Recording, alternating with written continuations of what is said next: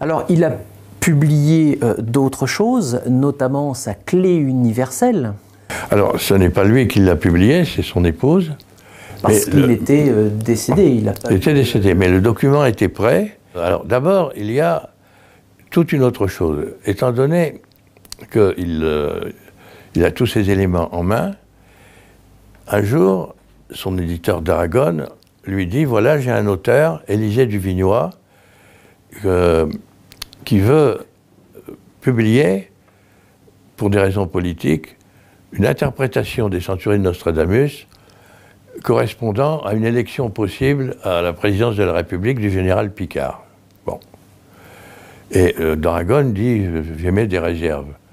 Est-ce qu'il n'y aurait pas une rencontre qui serait possible? Oui.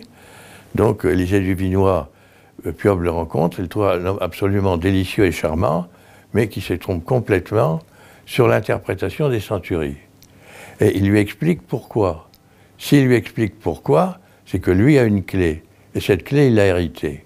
Et il a hérité d'où? Alors, justement, des fameux documents qui étaient en possession de la structure de Fabré-Palaprat, qui s'est arrêtée pratiquement, qui n'a plus fonctionné à partir de 1847.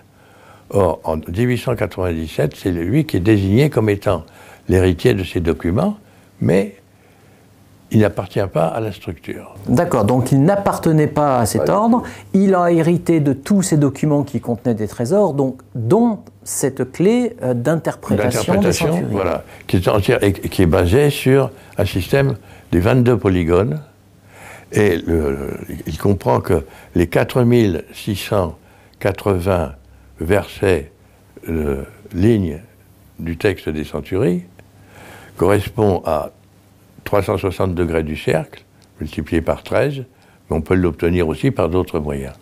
Et que ça correspond à un polygone.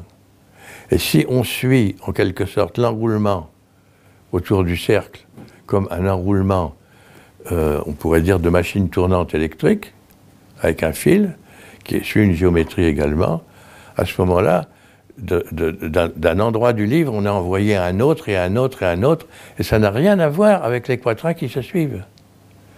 Puisque les quatrains qui se suivent n'ont été qu'assemblés que, comme si on faisait le tour du cercle, oui, en le suivant dans un sens ou dans l'autre, alors que ce sont des étoilages. Il explique tout ça à Élisée Duvignois. Élisée Duvignois lui offre ce texte, qui est les vraies centuries et prophéties de Maître Michel de Notre-Dame, et il commence à le regarder, et c'est là où il découvre qu'il y a un quatrain zéro, et que dans ce quatrain zéro, on trouve son nom.